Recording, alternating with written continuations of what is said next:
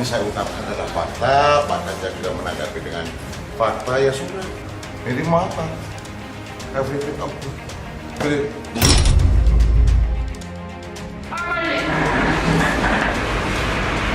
Bukan semua laci.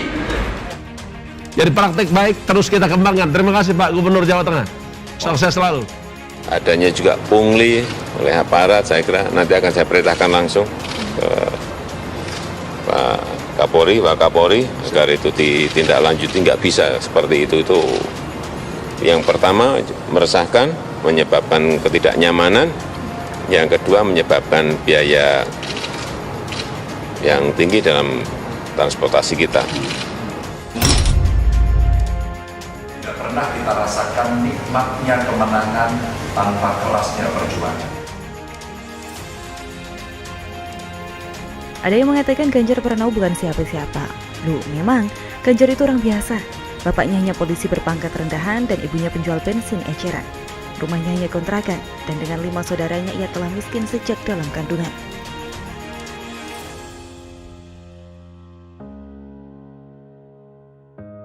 Masa kecil, bapak saya polisi rendahan, ibu saya ibu rumah tangga. Setiap bulan bapak saya gajian dikasih ke ibu, saya nganter ibu ke warung, namanya Mbak Yarni. Bukunya tebel banget, sampulnya batik, isinya utang ibu saya. Tapi tekadnya yang kuat mengantarkannya kuliah di Fakultas Hukum Universitas Gadjah Mada. Kesukaannya membaca buku-buku Soekarno menjadikannya aktivis mahasiswa yang terlibat dalam gerakan-gerakan melawan Soeharto. Melalui GMNI, Ganjar menjadi marhainis sejati. Tak heran selepas kuliah ia memutuskan meniti karir politik dari bawah dengan nyantrik langsung pada Taufik Kemas. Ganjar yang mengidolakan Megawati Soekarno Putri sejak mahasiswa lalu menjadi pengawal putri sang proklamator itu melewati berbagai prahara politik. Dari peristiwa Kuda Tuli, lengsernya Soeharto hingga PDIP berhasil mengikuti pemilu pada 99. Tapi orang baru mengenal Ganjar saat dirinya menjadi anggota DPR RI periode 2004-2009 dan 2009-2014. Di akhir periode kedua, Megawati menugaskannya maju di Pilgub Jateng 2013. Begitu dilantik sebagai gubernur, Ganjar langsung menggebrak dengan memberantas berbagai pungli di sejumlah sektor. Yang paling fenomenal adalah sidak di Jembatan Timbang Subah pada 27 April 2014. Ini tidak hanya soal pungli petugas yang melibatkan uang Rp20.000, tapi berefek pada terhentinya putaran uang haram di seluruh jembatan timbang di Indonesia. Apanya aku salah tuh bener ini? Bukan itu malah sih. Kasih semua buka.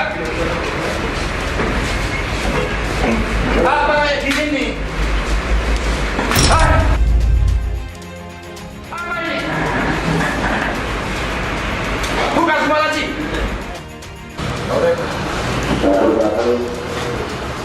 Ternyata bangunan ini ternyata belum melaksanakan perintah saya.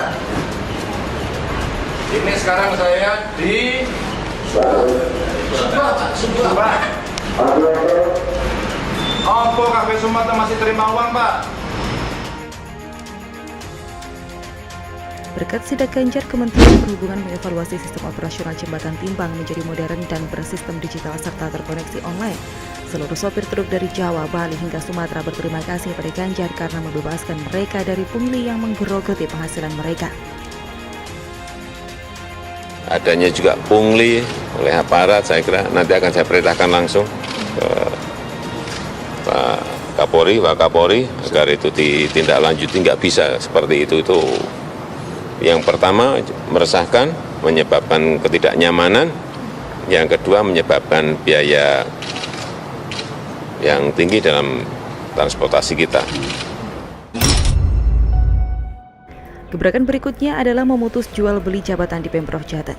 Ganjar menerapkan sistem lelang jabatan yang didahului tes kompetensi. Reformasi birokrasi di Pemprov Jateng diterapkan secara menyeluruh. Tak ada lagi setor-setoran dari bawahan ke atasan. Tak ada lagi pemotongan anggaran proyek. Bahkan pejabat dilarang menerima hadiah atau parsel dari bawahan serta orang lain. Pada sektor pendidikan, Jateng kini menjadi rujukan untuk sekolah vokasi. Gara-garanya Ganjar membangun SMK khusus untuk siswa miskin berprestasi. Ya, ini bagian dari spirit agar mereka yang tidak mampu mendapatkan kesempatan yang sama, akses yang sama dalam mendapatkan.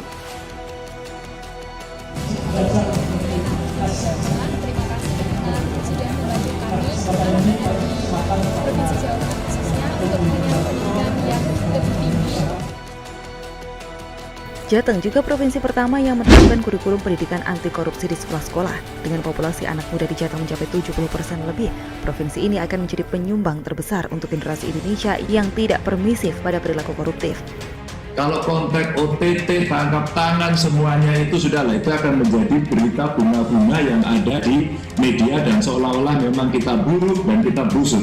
Tapi cerita baik, proses panjang merubah sistem, merubah perilaku tidak pernah muncul. Maka pendidikan anti korupsi menjadi sangat penting. Masuk ke sekolah, tadi masuk ke dunia usaha, masuk dalam perizinan-perizinan yang kemudian bisa kita pantau. Berkat ini, Pemprov Jateng diganjar penghargaan anti korupsi dari KPK 3 kali berturut-turut, 2015, 2016, dan 2017. Tahun 2020, Jateng kembali menyabet 4 penghargaan dalam upaya pengelolaan LHKPN dan pengendalian gratifikasi terbaik dari KPK. Yang tertangkap oleh KPK melakukan korupsi itu tidak lebih dari 1.552 orang sampai hari ini. Artinya masih ada 262 juta lebih warga negara Indonesia yang baik. Jadi praktek baik terus kita kembangkan. Terima kasih Pak Gubernur Jawa Tengah. Sukses selalu. Ini tidak hanya sekedar penghargaan, tapi ini adalah satu sikap, ini adalah satu perubahan, dan ini adalah salah satu komitmen untuk melakukan pencegahan korupsi dengan membuat unit pengelolaan gratifikasi di masing-masing instansi.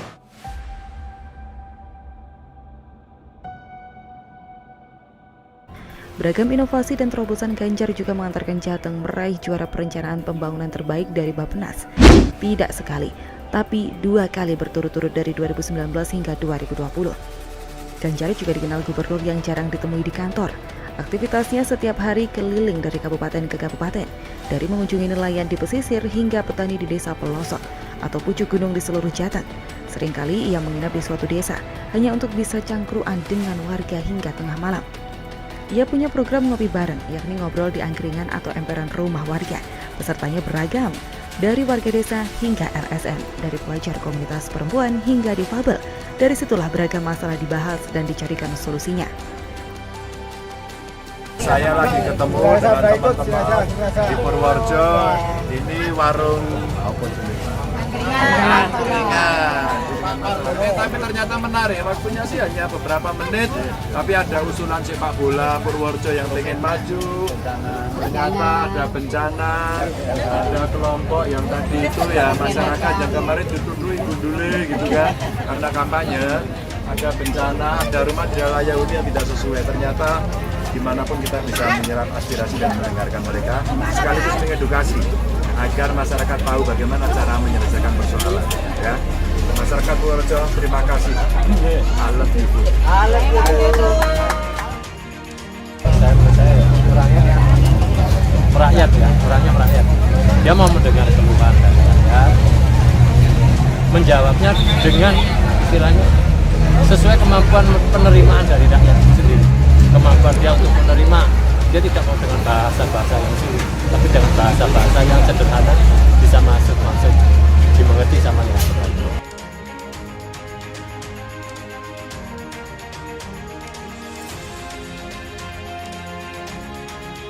Namun Jawa Tengah adalah provinsi yang sangat luas, ada 35 kabupaten kota dengan populasi 36,2 juta jiwa. Untuk menyapa lebih banyak warga, Ganjar memanfaatkan media sosial. Ia membagi informasi, mensosialisasikan program kerja, menerima laporan, aduan, dan masukan dari warga. Tengok saja Twitternya, dari laporan bencana, pelajar tak bisa bayar sekolah, ijazah siswa ditahan, warga sakit tak bisa berobat, hingga kakek terlantar di emperan toko. Semua ia bantu dengan cepat. Ia memaksimalkan relawan TKSK untuk menindaklanjuti semua laporan itu. Tapi apakah semua persoalan di Jawa Tengah terselesaikan oleh Ganjar? Tentu tidak. Gubernur punya keterbatasan kewenangan. Otonomi daerah telah membagi tugas pokok dan fungsi setiap pejabat daerah. Ada banyak kewenangan yang tak bisa ditembus Ganjar karena peraturan perundang-undangan. Namun koordinasi dan komunikasi intens dengan bupati atau wali kota serta lobi Ganjar yang kuat di pusat inilah yang mempermudah penyelesaian persoalan. Berkat Ganjar pula Jateng membangun 2 bandara baru, Bandara Ngloram di Blora dan Bandara Jenderal Sudirman di Purbalingga. Jalan tol Trans Jawa pun semakin cepat terlaksana. Setelah tol dari Brebes hingga Semarang dan Semarang ke Solo tersambung, kini Ganjar mengakselerasi tol Semarang Demak, tol Bawen Jogja, dan tol Solo Jogja. Harapannya, konektivitas yang semakin lancar akan semakin mengangkat perekonomian Jawa Tengah. Saya menyampaikan terima kasih. Jadi ada harapan baru dalam dunia transportasi udara, wabil khusus di sekitar Blora ya, bahwa transportasi ke sana insya Allah akan jauh lebih layak, lebih cepat dengan fasilitas yang sudah ada. Masyarakat pasti akan menyambut luar biasa, apalagi yang Ngeloran itu uji coba pertama dulu aja semua orang saya melihat antusiasmenya. 2 kali itu tidak salah saya ngecek perkembangannya dulu juga sambutannya dahsyat. Kerjasama dengan Pemkab Blora bagus banget. Maka saya terima kasih kepada mereka semua yang sudah membantu.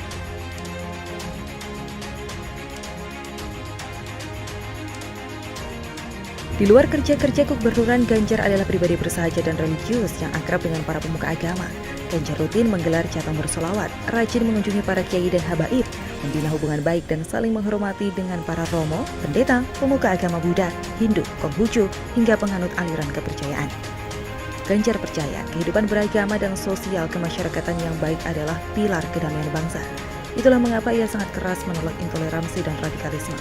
Belum ada gubernur lain, terutama di Jawa, yang setegas Ganjar dalam perang melawan ideologi yang menolak Pancasila.